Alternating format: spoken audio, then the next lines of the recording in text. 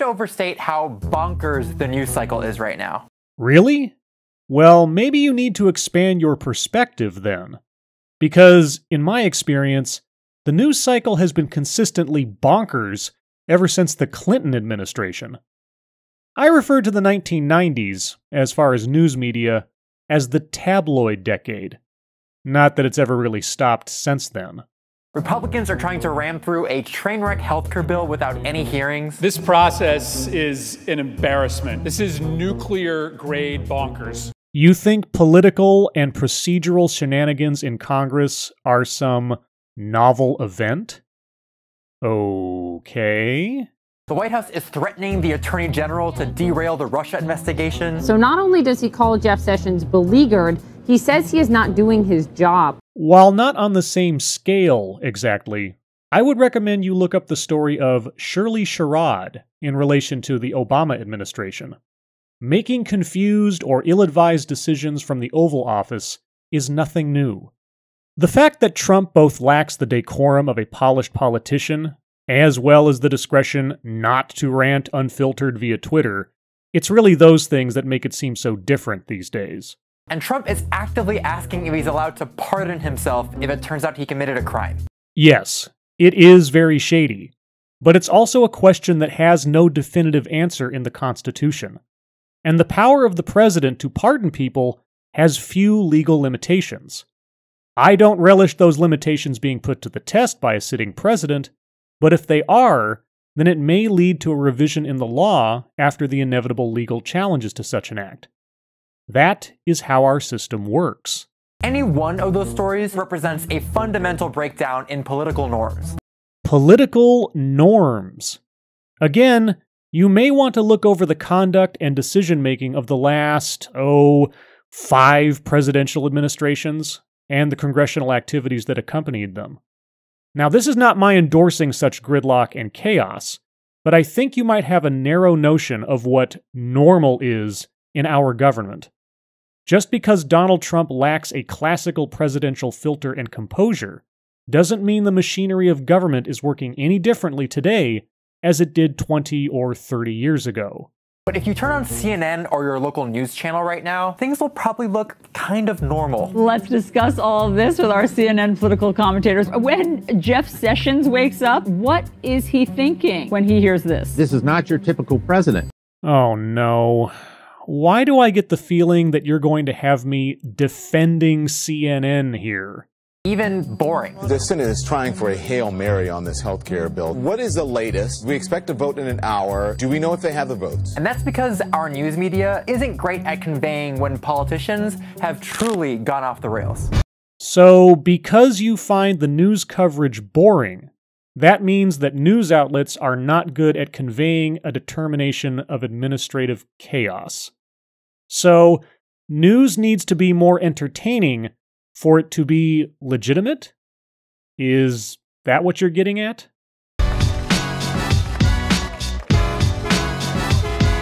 If you look at some of the most well-respected journalists on TV, Anderson Cooper, Lester Holt, Wolf Blitzer, they all kind of talk the same way. They're unemotional, even-keeled, and unfazed by the stories they're covering. You could watch Wolf Blitzer on mute and not know if he's talking about the Kardashians or a nuclear missile launch.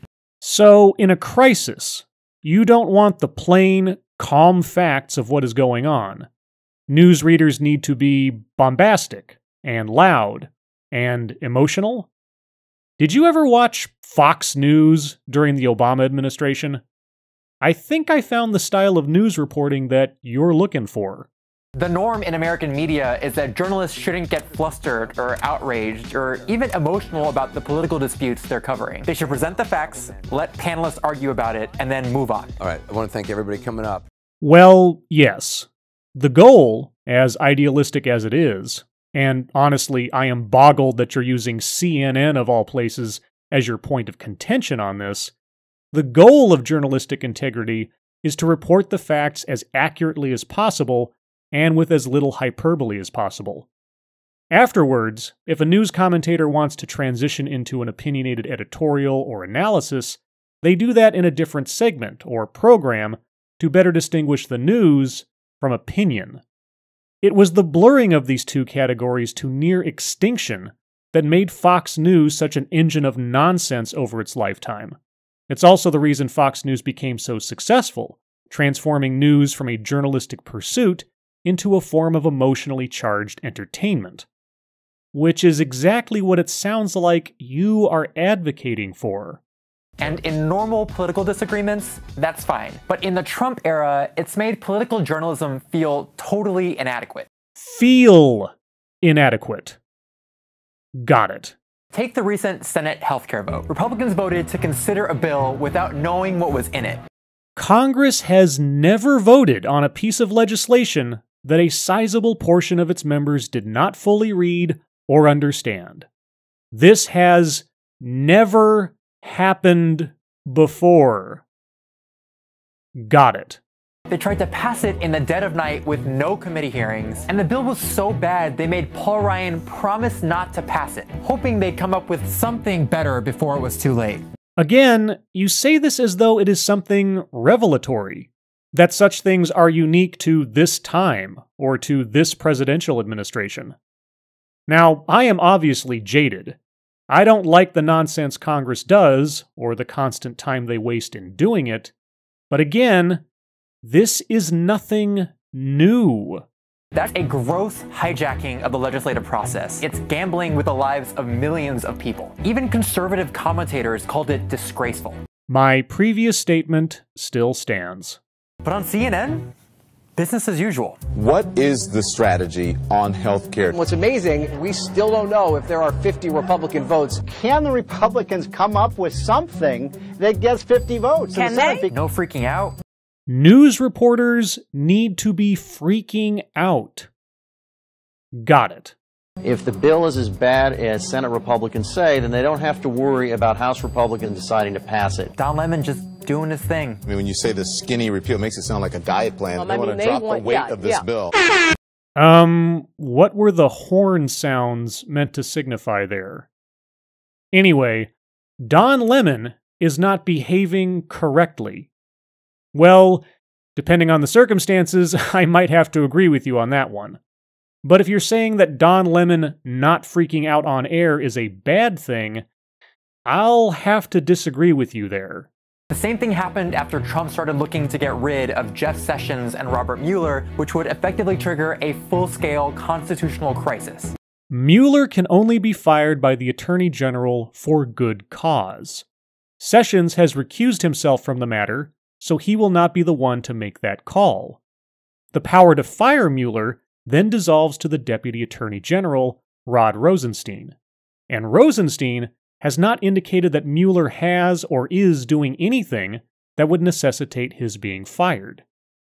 Now, can the president fire Jeff Sessions and bring in a new Attorney General who does not have to recuse themselves and could then fire Mueller at Trump's request? Yes, he could. Can he replace Sessions without a vote by Congress? Yes, he can. Would any of that be a violation of the Constitution? No, it would not. Now, could Congress categorize such an act, given the circumstances, as an impeachable offense? Conceivably, yes. Would that create a constitutional crisis? Possibly. Is that something this Congress is likely to do? Doubtful. So, in summary, what are you talking about? News outlets treated it like just personal drama from the Trump White House. The escalating drama between President Trump and the Justice Department. Another juicy scandal to let commentators argue over. With friends like these, who needs enemies? Donald Trump is a bit of a bully. He is who he is. That's the Popeye defense. I am what I am. Yeah, I am what I am. I'm a blunt-spoken New Yorker. This is Trump being Trump. This is what normalization actually looks like. Normalization of what? Political commentary? I mean, you're the one equating panel segments of discussion and analysis with the reporting of the news. In one breath, you have Wolf Blitzer alone in front of a camera, and in the next, you have 4 people at a table or 2 people in split screen having a discussion. I really have to wonder if you know the difference between journalism and commentary. Journalists feel compelled to treat every news story like the ones that came before it. Not official until the gavel pounds. And again, until this gavel comes down, it's not official. Don Lemon reporting the basic facts of congressional rules and procedure, which have not changed in 7 years. Scandalous. They just can't admit that something abnormal is happening. Abnormal. As compared to what? Why aren't you contrasting events under Trump with similar events under Obama or Bush? If this is all abnormal, you have to establish a baseline from which current events are deviating. Why aren't you doing that? Think of those people who ignore hurricane evacuation warnings. What do you mean you're not leaving? Well, I'm hoping it's not going to be as serious as they're saying. And it's important to recognize this as a form of bias. Call it normalcy bias. Normalcy bias. Well, that's a new one. So, the Trump administration is an impending natural disaster, and the resident deciding to stick it out is the news media? Or the public? So, who is Shepard Smith in this analogy? Are you Shepard Smith? And that normalcy bias ends up making for misleading news coverage. A huge part of the way that we process news is by nonverbal cues. How a story is framed and delivered and compares to every other news story. Nonverbal cues. So, body language. Reporters are moving incorrectly? So when Anderson Cooper is laughing during a segment about Trump derailing Mueller's investigation, audiences perceive that it's not a big deal, that this is normal. Oh, you know what audiences perceive, do you? You're a mind reader? Or do you have some evidence to back this up? But the message is, news reporters need to behave in a way you prefer in order to express the gravity of situations as you see them. Tell me again about bias. When a segment about Trump pardoning himself looks and sounds like every other segment, it's easy to assume that everything is fine. Well, everything is fine. Nothing has happened yet. Asking a question about a thing is not the same as doing a thing. And now that the question has been asked, it is a question worth discussing. But discussing it calmly and rationally, this is a bad thing, is it? When TV anchors are just casually updating you on the status of the healthcare vote, they're not conveying how dangerous what happened is. Certainly some drama as this thing comes down to the wire. Okay, I get it. Now, could you please give us an example of what you think news reporters should be doing? How they should be acting? Can you take one of those stories and demonstrate the correct way in which to report it? It's not like everyone's pretending everything is fine. You know, we get tired of saying it's shocking, it's unusual, it's not normal, but it's shocking, it's unusual, it's not normal. But this shouldn't be the job of commentators or guests dropped into otherwise normal-looking segments. So there should be no distinction between news reporting and opinionated commentary. Have you ever heard of Fox News? One of the central responsibilities of journalism is to tell us when something really abnormal is happening. It's why Shep Smith goes viral anytime he gets frustrated. Why is it lie after lie after lie? If you clean, come on clean. It's why. So you are aware of Fox News, and you are endorsing that kind of opinionated commentary as more legitimate. Got it. Anderson Cooper's best moment was when he got emotional covering Katrina. I mean, there are people who want answers, and there are people who want someone to stand up and say, you know what, we should have done more. Yes, Anderson Cooper's best moment. In your opinion. Some stories are too important, too dangerous to be treated like everyday political disputes. But until news networks adapt their behavior for this administration, it's worth remembering that our politics are a lot scarier than what they look like on TV. Adapt their behavior for this administration. So, news outlets shouldn't try to cover world events as even-keeled as possible, or doing their best to mitigate outright biased commentary and just report the facts as they are. They need to adapt their behavior depending on who is in power. They need to be more outraged at this time. They need to be more emotional at this time. The news needs to express the correct emotions and behaviors that their audience should be feeling and should be expressing. According to who? You? According to Vox? What is the correct way to react to or to interpret the events of the day? To whom can I safely abdicate my own critical thinking in order that I can be told how to think correctly? Vox, you're not advocating for journalism here. What you're demanding is partisan emotional validation. Because you need the mainstream news to be throwing the same kind of tantrums that you are. Because if the big boys are doing it, then outlets like Vox don't seem nearly as childish and unhinged as you are.